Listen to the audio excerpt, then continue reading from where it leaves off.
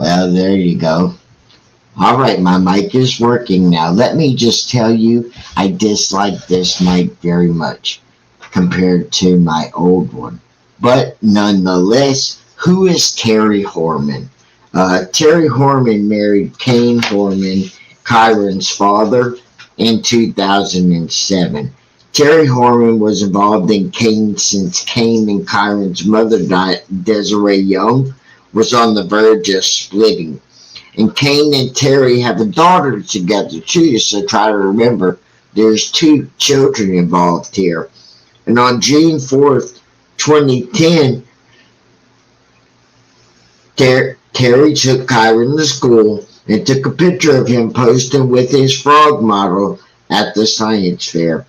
She supposedly left the school around 8:45 a.m. alone. However, Kyron did not attend any classes that day. After this, based on the statement she gave, she went to two grocery stores, after which she went to the gym in the evening. Then she went with Kane to the bus stop to pick Kyron up. But when they got there and the bus came, they were told that Kyron did not board the bus. So furthermore, he did not attend classes either after the fair that day. In the initial part of the search, Terry was crying, and that could be seen with the family consoling Kane and Desiree. However, investigators informed Kane that Terry had requested a landscaper to murder Kane in January 2010. And this is what the cops told him on this day. Guess she couldn't hold that off. The landscaper, Rodolfo Sanchez, had given a deposition for the same, but later retracted the statement. He was forced to wear a wire, but it didn't serve any results. Anyway, soon after that, Kane filed for a divorce and a restraining order against Terry. This is just bad timing. Well, I don't know if it's bad timing. It's horrible timing. It shouldn't have been done at this time, you know. But during the course of the investigation, Terry failed 2 polygraph tests, and in 2010, there was an eyewitness account stating that a person was there in the truck with Terry outside Kyron's school. Terry's friend, Dee Dee Spicer, said that she helped Terry purchase an untraceable cell phone. And in 2013, Denise Young filed a lawsuit against Terry, stating that she was responsible for the disappearance of Kyron Horman. She also sought $10 million in damages. Though Terry tried to delay the motion, it was denied. And in 2013, they dropped the lawsuit, stating that they did not want it to interfere with the ongoing investigation. Now, in 2016,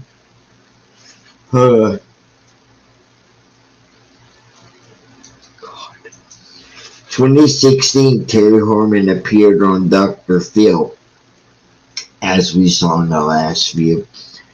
Here she was confronted about several accusations along with records of her text. Phil asked her about sending sexual texts and photos to Michael Cook, which is kind of scary because I know a guy named Michael Cook, and he would do something like that. Just days before Kryon went missing, she stated she was doing it to get back at Kane, who was allegedly doing something similar. And additionally, she refuted all allegations made against her, which were inclusive of her hate emails about Kane, addressing Desiree to take back custody of Kryon, her failed polygraph test, and going to the gym and hairstylist days after Kryon goes missing. This little boy going missing didn't really, you know, affect her very much, it seemed. The following year, in 2017, she said in an interview, "I never harmed my son. I never wanted to harm my husband. And this is just so much, and it's not being told to the public." The same year, her former boyfriend told about Harmon having an arranged man to come after him with a gun, but never reported it until the police reached out to him. In 2018,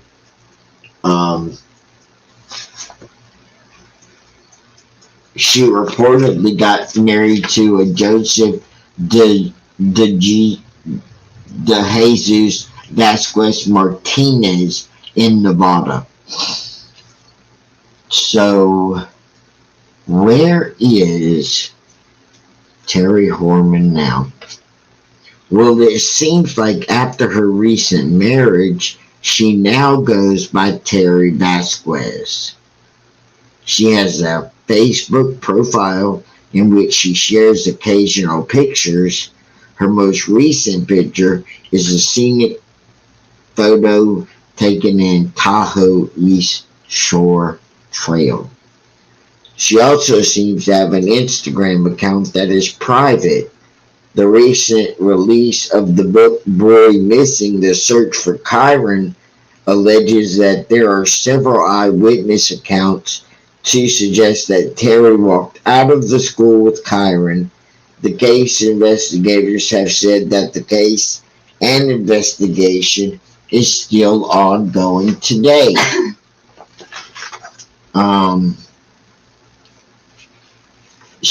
Everything about her is a constant contradiction. So let's just investigate her a little deeper, maybe. Investigators have focused on one woman in Kryon's disappearance, the stepmother. That's the only person they've been investigating since day one. While never specifically calling her a suspect or even person of interest, investigators have released flyers with her picture on it, grilled her friends, and searched their homes. Allegation of a murder-for-hire plot and text messages have turned up in court documents, buttressing her estranged husband's divorce case. Wow. The 40-year-old woman has all but disappeared, saying nothing publicly, as she is related to where she grew up. The 40-year-old woman has all but disappeared, saying nothing, as she retreated to her parents' home in Rossburg, where she grew up. A white sign on the door directs reporters to call her lawyer, and she declines to make a comment for this story. Kryon Harmon's special coverage, your guide to the story timeline, all stories, all photos, all videos, but interviews with more than a dozen people, relatives, former colleagues, and neighbors, paint a complex, contradictory story of a woman with immense personal charm, who can be both supportive and self-centered at the same time, sometimes giving, sometimes demanding. She has a few close friends who have stood by her while she's being vilified by blogs. She has a bachelor and a master's degree in education, but has never held a full-time teaching job. Colleagues say she's just a dedicated teacher, yet during the past year she cracked down on Kyron when he had a bad day at school. So this isn't no dummy. This lady's really smart. But still, no one said they could imagine that a woman who has devoted so much of her life to children could have been involved in this disappearance. That's the sad fact to all of this is this lady has a master's and it's just weird. Still, no one could imagine that a woman who has devoted so much of her life to children could be involved in a disappearance. I would agree with that statement up until a point in time, said Kane Horman. Her 36-year-old estranged husband says, who has filed for a divorce and obtained a restraining order against her. I know a lot of things now that I didn't know before. Now I think there is a huge problem.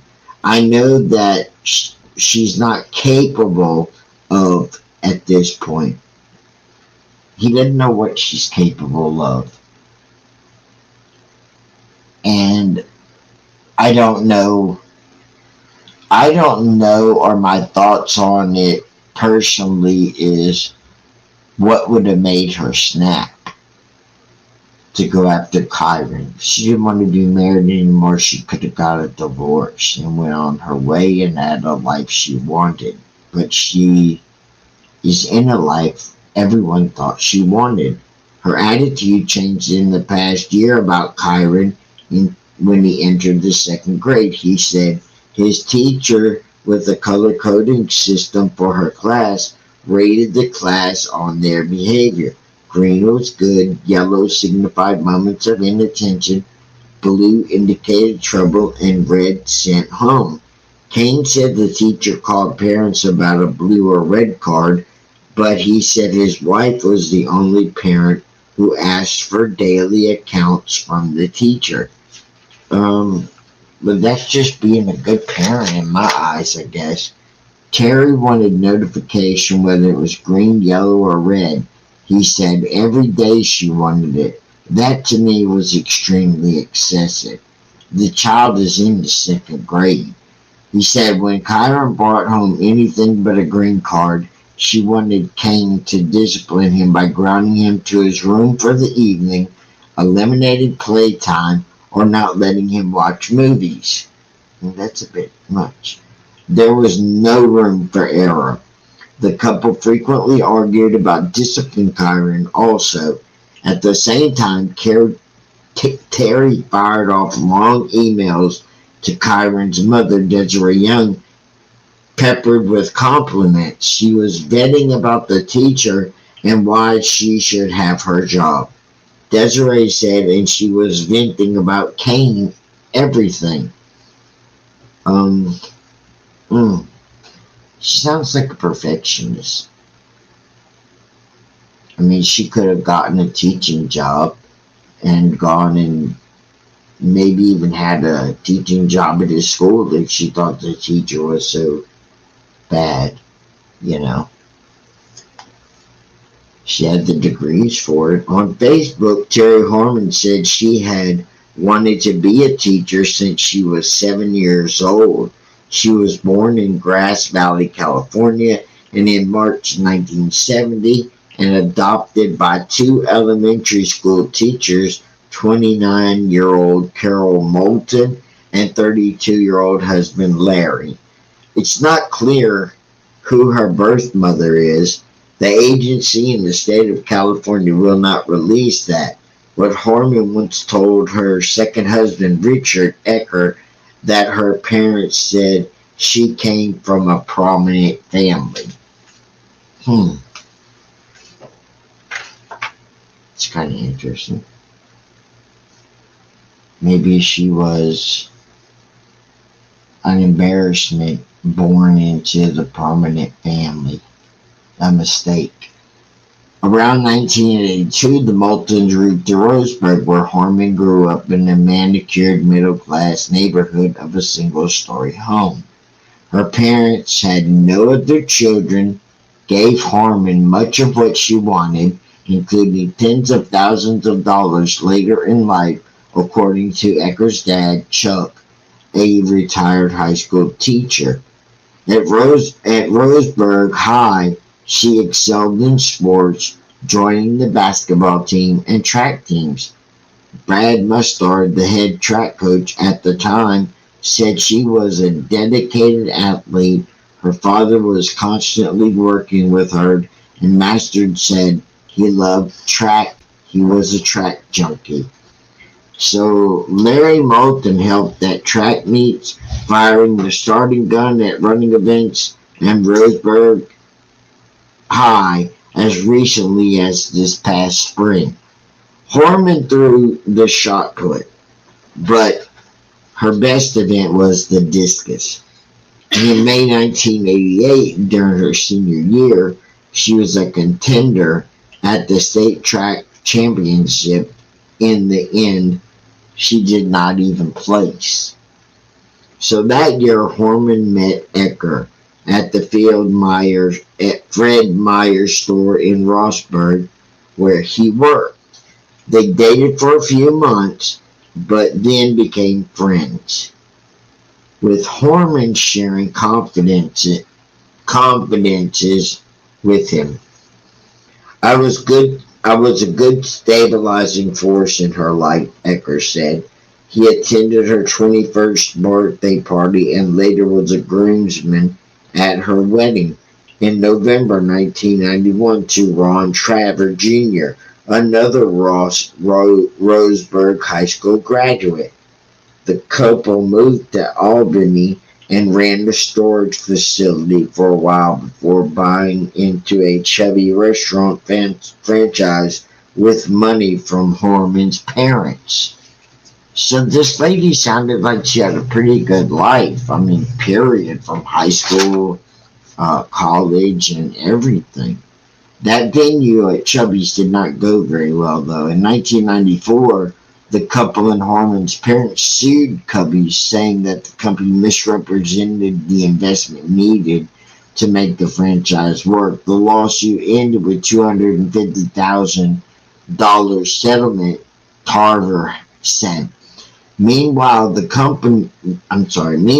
couple decided to have a child, but Harmon could not get pregnant. On Facebook, she wrote that she thought in her 20s that she could not have kids, but ended up having 3, counting Kryon. I wonder what she meant by that. So let me read that again. Meanwhile, the couple decided to have a child, but Harmon could not get pregnant. On Facebook, she wrote that she thought in her 20s that she could not have kids, but ended up having 3, counting Kryon. So, it makes me wonder here, did she ever have a birth, or are they all like stepchildren? And we'll see. In January 94, James Logan was born, named for James Bond. In 1995, Harmon's marriage to Traver soured, and each accusing the other of infidelity. They divorced in November, and she gained custody of James, with Trevor agreeing to later pay child support. So Harmon moved back to her parents' house in Roseburg She later attended McDonald's fast food management school and worked for a time at McDonald's in Cottage Grove. That is so bizarre. Why the hell would you work at McDonald's when I'm sure it was a high upper paying job in McDonald's? But it still makes no sense. When you can get a job as a teacher or professor or and you go to McDonald's, I don't know. Romantically, she moved on as well. She started dating Ecker again. And in August 96, they married in Springfield. In the wedding picture, she's radiant with long wavy red locks trembling down her dainty fitted wedding gown. Her red lipstick matches the rose Eckerd wears on his boutonniere of his white jacket. She was a nice looking gal when she got fixed up, said Mavis Ecker Richardson mother. Oh, that generation cracked me up. She was a fabulous looking gal. Chuck and Mavis Eckerd remember Harmon's lavish attention. Once, just after Harmon met them, she stopped by with a big, beautiful bouquet of flowers. Mavis Ecker was stunned, and looking back, suspects Harmon was trying to curry favor. She wanted to be in good graces because she wanted our son, Mavis Ecker said. But the gestures didn't stop when they were married.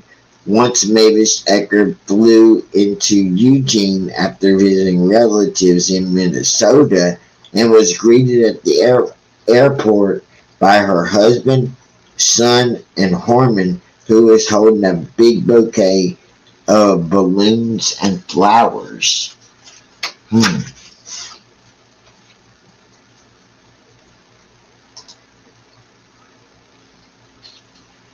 She said, everybody deserves flowers and balloons, Mavis said.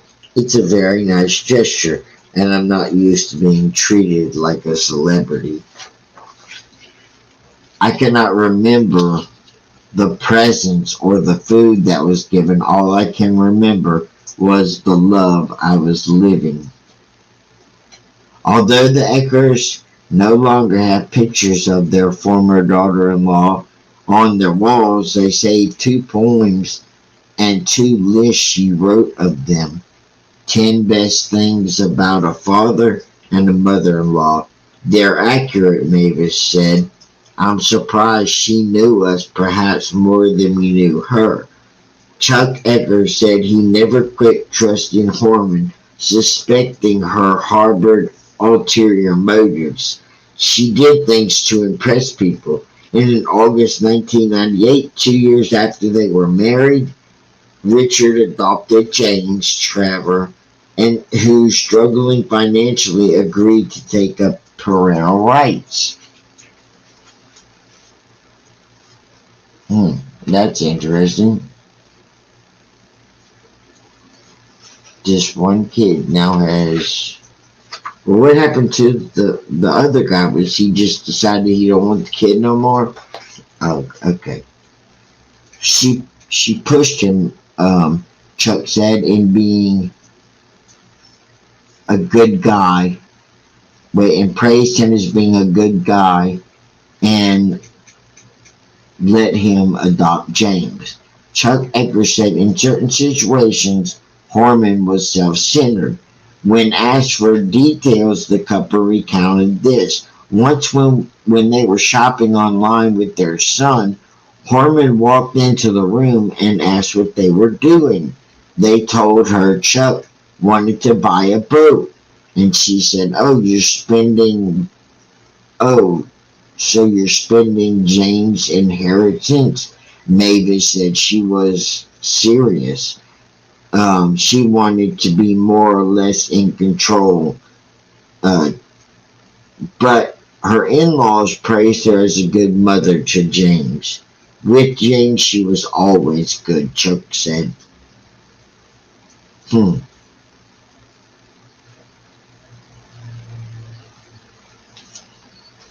You have this woman that is being portrayed as hating children, yet so far the children are the number one priority for her, and that makes this a little strange. At 2 a.m. on March 29, 1998, Harmon um,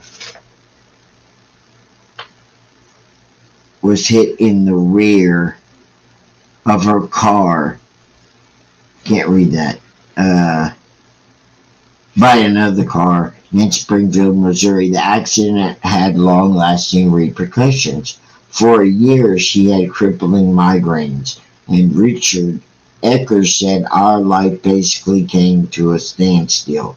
While struggling with pinched nerves near her spine because of the accident, Horman went to school, earning a bachelor's degree in elementary education at Northwest Christian University. Chuck, a high school teacher, encouraged his daughter-in-law to become a teacher. She seemed to like kids, he said. Richard said he paid for the education, which remains a sore spot for his parents. He wanted to go to college too, but she came first. After graduating in 2000, Foreman got a basic teaching license and the couple moved to Beavertown, which she hoped to find a teaching job. But in February of 2001, the couple bought a house in Aloha with help from Horman's parents. Then in March, she was hired as a substitute in Hillsborough School District. Through mid-June 2002, she held teaching jobs at Eastwood, Newberry, and Lenox elementary schools that lasted several months each. A former colleague at Newberry, asked not to be named, described Horman as a dedicated but strict. She had those kids walking down the hall in a straight line, not talking. The former colleague said she was really organized. She said she had everything laid out for days ahead. She was really in control of what she was doing. She liked kids and she liked teaching, but she irritated the teacher she subbed for by rearranging the classroom and throwing out some of the teacher's materials while she was on a maternity leave. And at the time, Horman's marriage was falling apart and her former colleague faced a divorce on her own. She asked Horman and James to move in with her. Wow. At first, she was very engaging and easy to talk to, the former teacher said, but she turned out to be a bad roommate. She's a little peculiar. Harmon moved her possessions in and rearranged the furniture. She moved one of the woman's bookshelves into the yard, still stacked with books. She said she needed room for her things, the woman said. It rained, ruined the books. Harmon appeared hurt when her roommate questioned her actions. She seemed absolutely unaware of that being a problem. The woman said, but the former colleague and roommate praised Horman as a mother. She was devoted to that little boy, she said about James. He was the center of her life, and she talked about him all the time.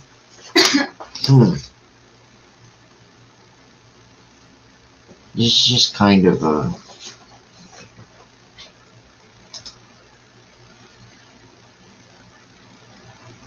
odd. It's kind of odd to me because you get from the beginning of this that she's an odd someone who wouldn't like children the way they point at her and say like she was totally a non-caring person or something about Kryon, but all the story of her past is that she loves kids. Hmm. And the degree, Edgar would pay about $169 a month in child support. A year later, Horman went to the Washington County authorities and asked for more child support. His payments were bumped up to nearly $550 a month. Edgar went to Horman's house to ask her for a break on child support, saying that the payments were cutting a big chunk out of his salary. She seemed amended to break into the reduction, he said, but the next day he got a call from the Washington County Sheriff's Office telling him to stop harassing his ex-wife. I guess that didn't work, bro. Ecker has not seen James since that call and still pays child support.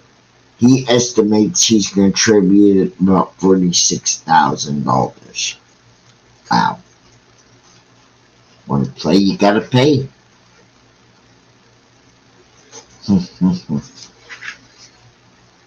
That's interesting. And when did she get made like this? Jeez. Pop your head like a coconut. I mean, there's a drastic difference in her physical. In the spring of 2002, Terry Horman hit the gym working out at Bailey Total Fitness in Aloha for hours at a stretch. In mid-June, a 7-month substitute teacher's job at Lenox Elementary School ended. The same month, she met Kane Horman at a restaurant where he was out with his friends and two started dating. Desiree Young said that relationship broke up their marriage, but Kane said they were already living separate lives in the same house. And in August, when Desiree was 8 months pregnant, she filed for divorce. Kyra was born on September 9th, and at that time, Terry was living in a condo in Beaverton with her son James, who was 8. Remembers Kane bringing Kyron over to the condo as a tiny baby. But in December 2002, Terry and James moved into his house in a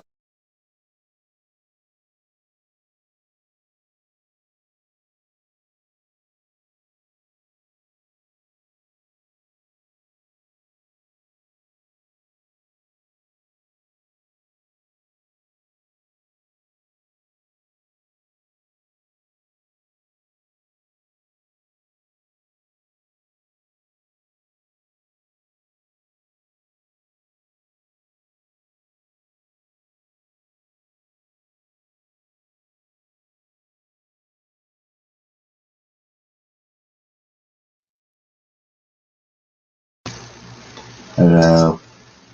Oh my goodness, where did the mic go out? Um,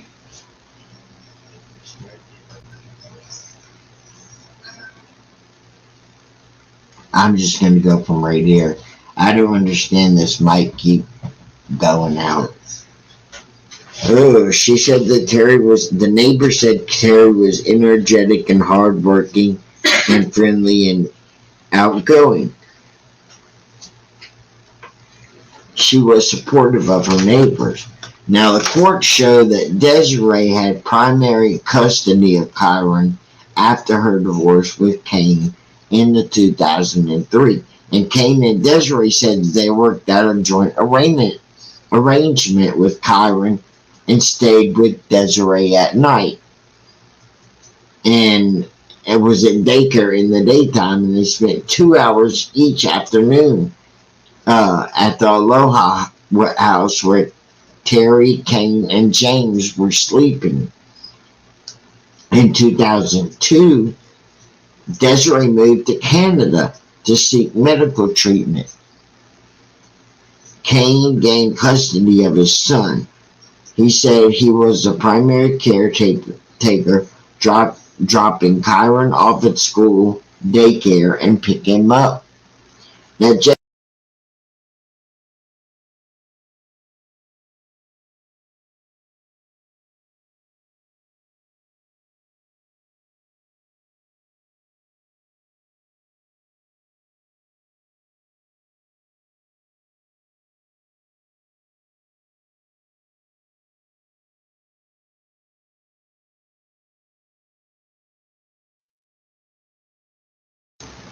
But I officially make a statement that I hate this microphone. We'll switch back after. It just keeps going out for no reason.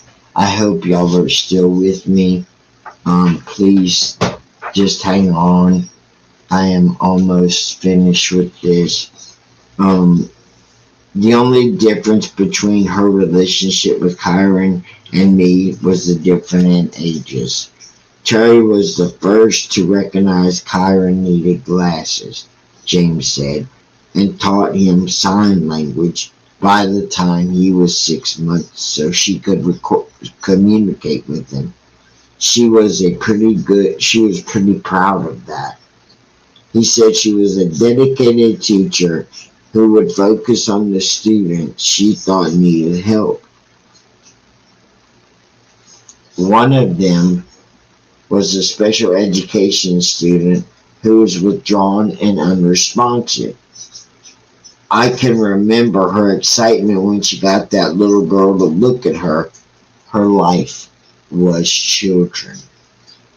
Kane, too, was impressed with their dedication to children, especially at the beginning of their relationship.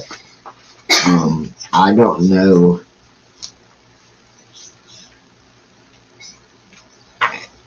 Her patience and tolerance for kids being extremely high, she was very understanding. Terry, in 2003, earned her Master of Art in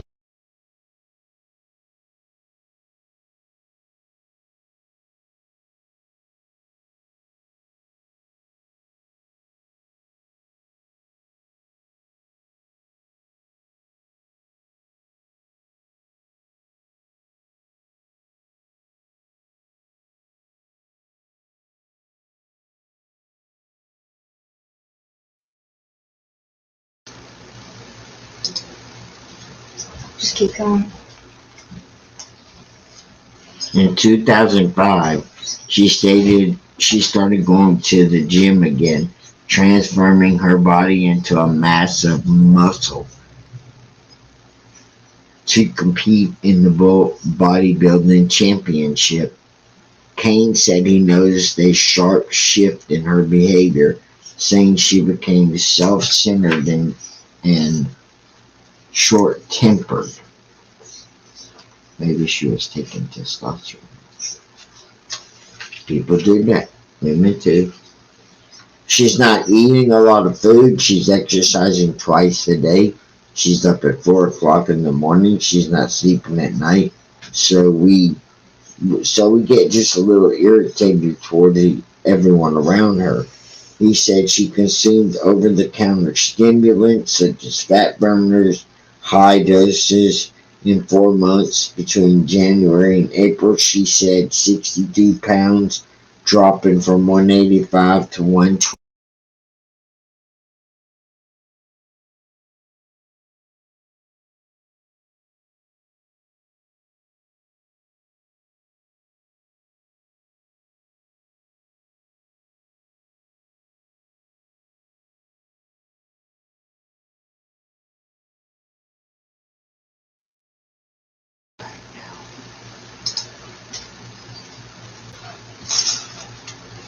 Give me 1 second, people, please. Hold on, don't leave. I'll be back. Testing the mic.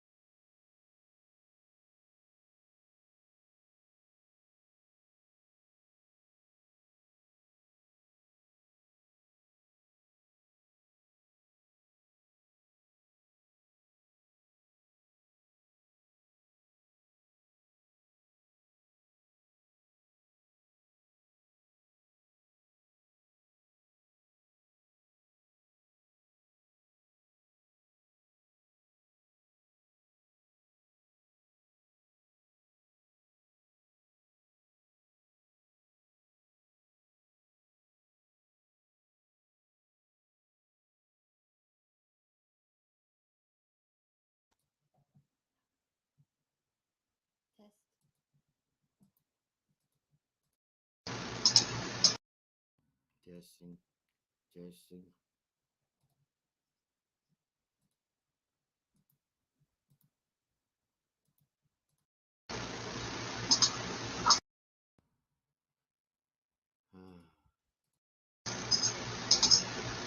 Hello. Okay.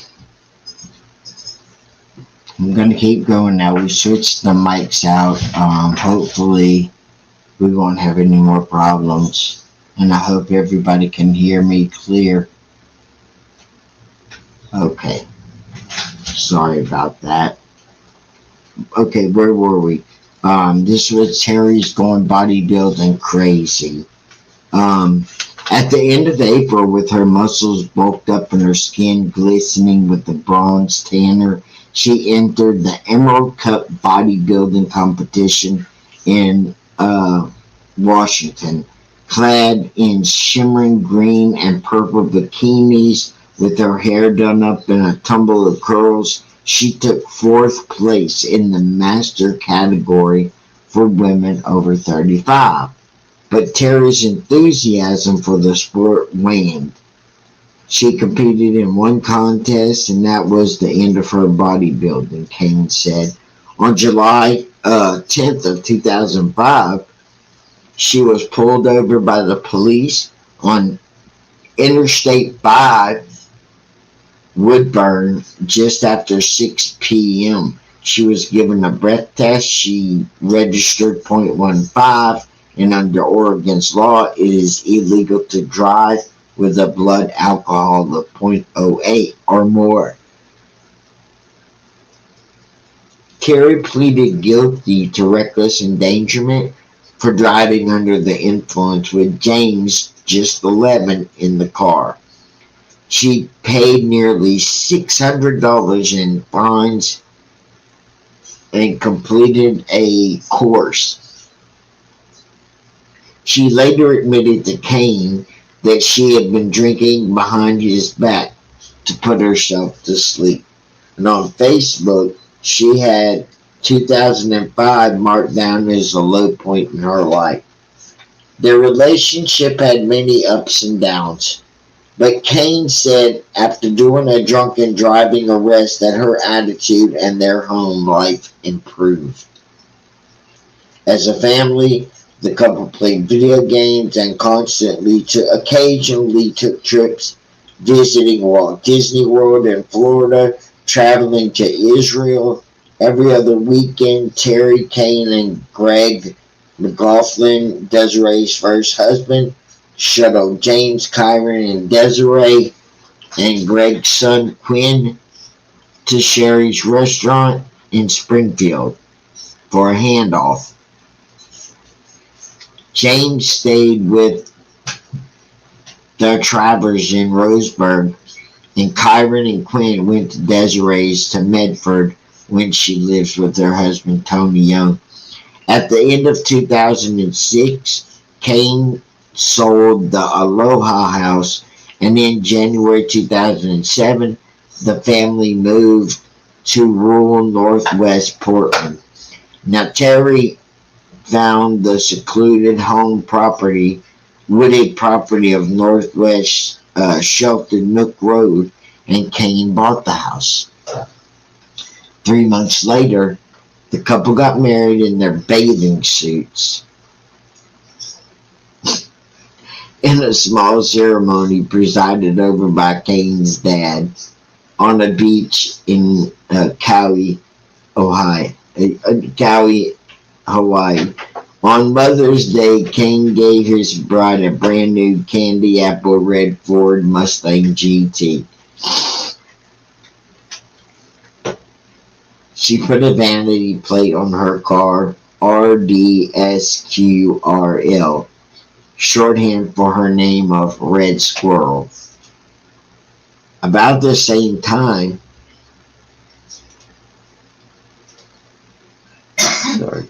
Terry was working as an assistant manager at Newport Bay Restaurant in Washington Square. Don Anneman, a former customer, had many conversations with her when eating there with his wife. He was impressed by her professionalism. She also seemed to be in control. I never heard her say anything to anybody that was upsetting. Terry talked to the couple about wanting to become manager in a high-tech industry where Alan would work. She also said she had been a bodybuilder and planned to return to intensive workouts. And she talked about Kyron. I can't recall when she said, I can't recall that she called him a stepson.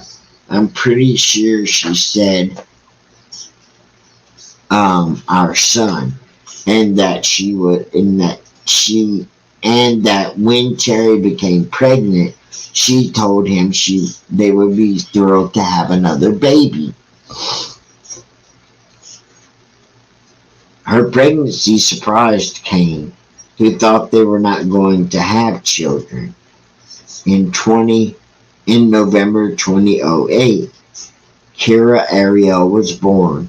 The redheaded blue-eyed girl with a big smile became the focus of Terry's life. She plastered her Facebook page with pictures of Kiera eating, playing, sleeping, and out of the blue sent a stream of messages about the baby to Tarver, whom she usually talked to about James. At the same time, Terry was suffering through postpartum depression, Kane said. She changed her behavior towards all of us, and she would lose her patience with both James and Kyron. So now we're starting to see a huge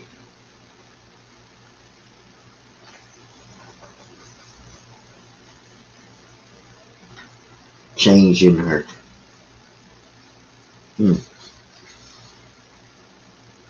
Here it started out much easier at the beginning, he said, but as the months went on, he saw his wife become angry, for instance, when the baby wouldn't go to sleep. Now, this is the baby she just had. At the gym, Terry complained to friends that Kane didn't pay much attention to her and criticized her weight gain after having Sierra. Kane denies ever complaining about her weight, saying she was just the one who brought it up. She was always being critical of herself, and I got tired of listening to it, he said. She would complain about it, and I would tell her, I don't care what you look like. It's you who that's important to, and your weight doesn't have any bearing on how I feel about you. Okay, bro. That might be what most men feel. But somebody should have told you. Your mama should have told you. Don't ever say it. That's bro code. Terry also told her friends that Kane tried to control their spending. Controlling with my money? Yeah, Kane said, because she was spending all of it. She was going out and spending it like water and not checking me when we should be spending our money. For the past 2 years, she's been on unemployment and contributed about as much as she could to household expenses, although the couple thought they would do so in private. James said he could only hear his mother and Kane fight once in 8 years. He described Kane as calm but strict. If you don't follow the rules, you get in trouble, James said. James said he had to mow the lawn, take out the trash down the quarter-mile driveway, and help his mother wash the dishes. He was a vicarious reader, spending more than 16 hours absorbed in books, he said, but he wasn't a good student. He said he often cut classes at Lincoln High to browse Powell's books. School was boring, and in February, Terry sent James to Roseburg to live with his maternal grandparents.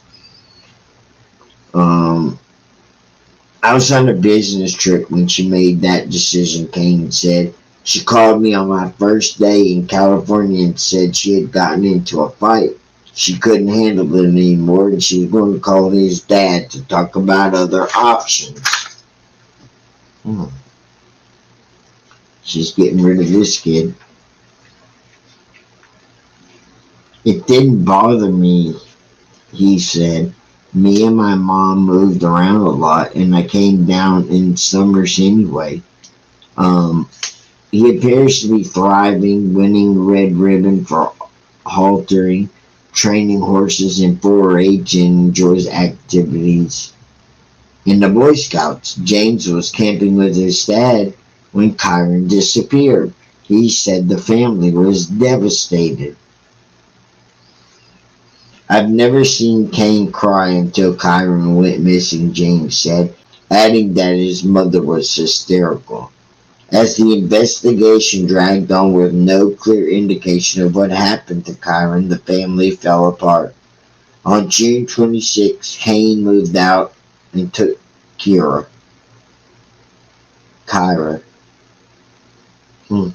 He filed for divorce and got a restraining order to keep Terry from seeing him or her daughter. James said he misses his little sister and would like to see Kane as well. He said, he was like a dad to me, and I lived with him for 8 years. Kane hopes to talk to James real soon, but since July 16th, when Terry was forced out of the home on Sheltered Nook Road, she lived with her parents in Roseburg.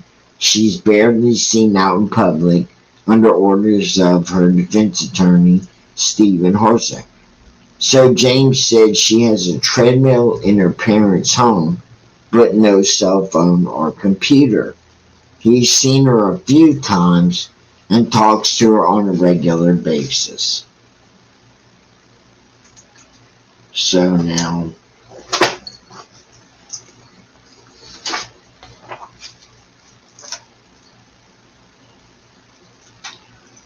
that's... Hold on a second.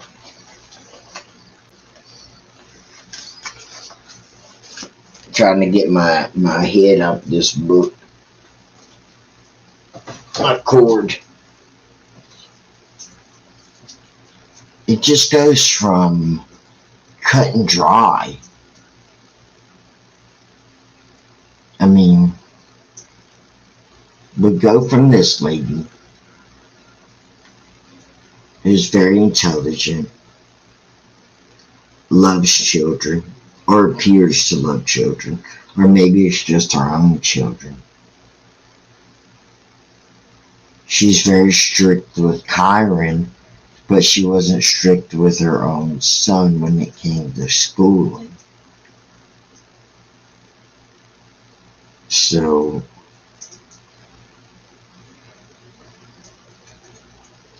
I'm going to be honest, I'm going to read the legal proceedings and find out more on that.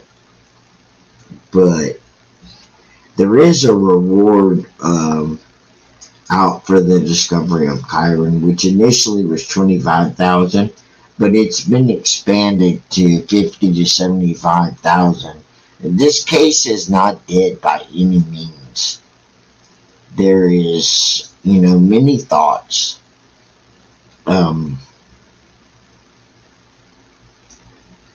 Is it possible that she killed him? I don't know. Did she just get rid of him? When you say get rid of him this year, what do you mean? I mean like sell him to the highest bidder. Did she do that? It's possible. It's very possible.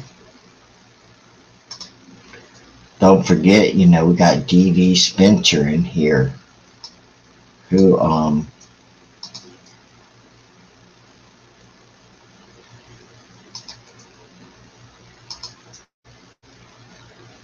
that's her friend.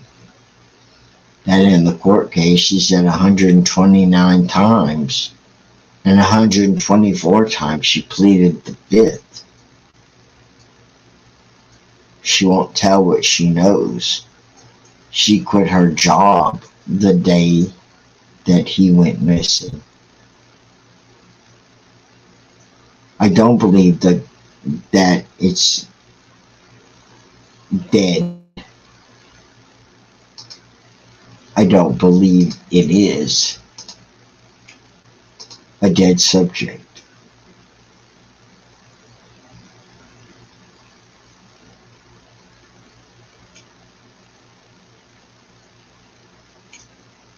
I don't believe she would go that far. I don't want to believe that. Dee Dee Spicer right there pled the fifth 142 times. She is a part of this story. She quit her job the day Kryon went missing. Whatever this Terry Lynn Horman Vasquez did, I think Dee Dee Spicer helped her.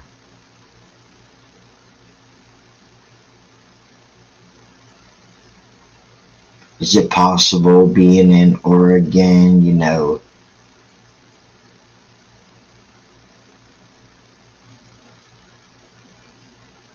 to the trade of trafficking children?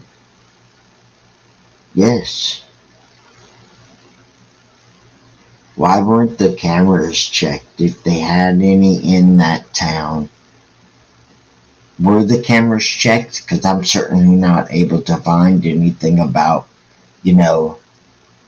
trafficking, traffic, like every step, every camera they had from the school all the way to their house, all the way in town.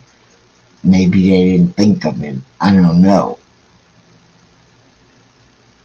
I would have took every picture along every way. And then she said she just went out joyriding up with the baby asleep. She'd be in my car taking me everywhere she went. And then I'm going to get cameras on that too. And this Dee Dee lady, I would break her. I would find a way to break her.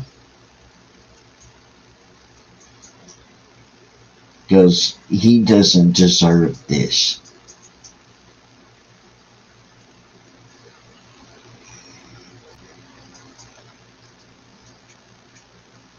In late June 2010, in the midst of the search,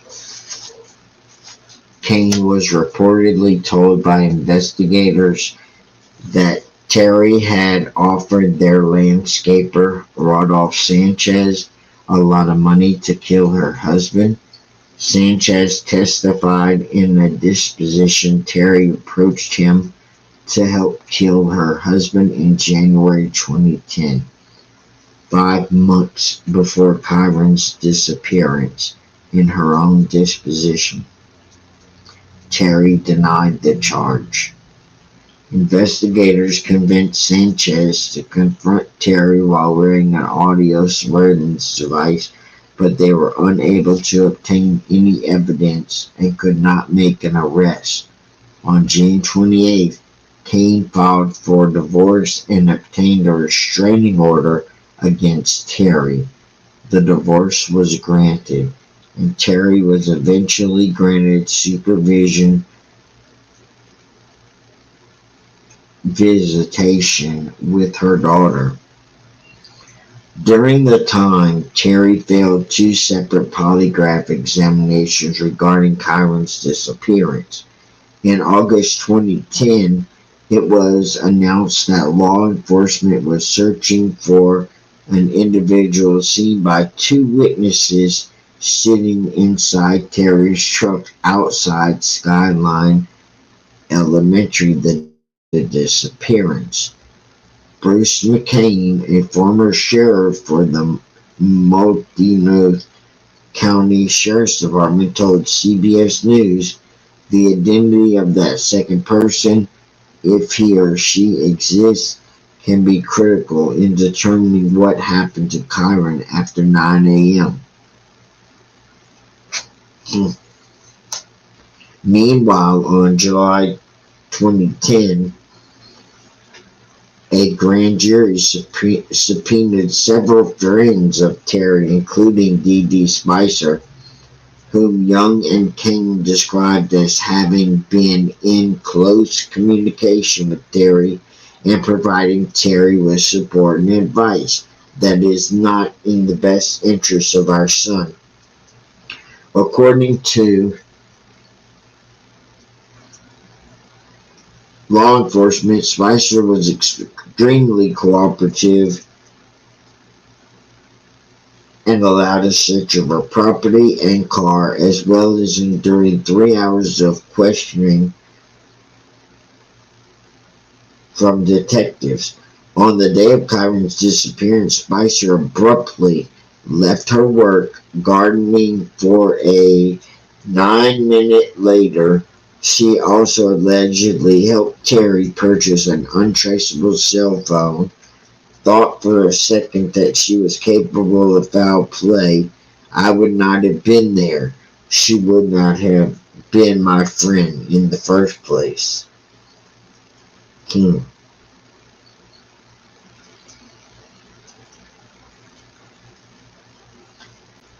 My money is on Dee Dee holding the evidence or knowing the outcome of all of this. So, Kryon, you're in my prayers till someone gives up the information. That's all it can do. But if you're in that area, please keep your eyes open. Print this flyer out. You never know when you might run into Kryon.